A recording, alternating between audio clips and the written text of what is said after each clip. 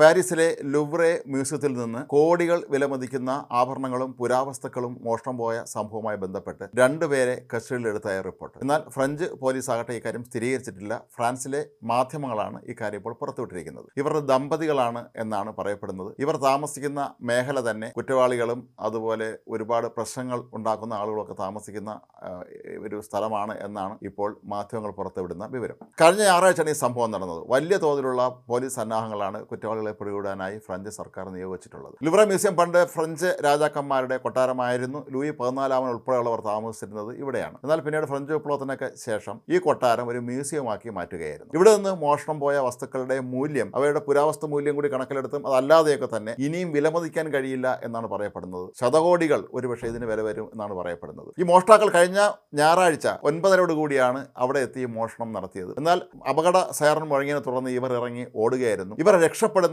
മാർഗത്തിൽ ചില ആഭരണങ്ങൾ ഉപേക്ഷിച്ചു പോയതായും കണ്ടെത്തിയിട്ടുണ്ട്. രാജ്യവ്യാപകമായി തന്നെ വലിയ തോതിലുള്ള അന്വേഷണം നടത്തി ആണ് ഇതിന്റെ കുറ്റവാളികളെ പിടികൂടാനുള്ള നീക്കം ഇപ്പോൾ ഫ്രഞ്ച് പോലീസ് നടത്തിക്കൊണ്ടിരിക്കുന്നത്.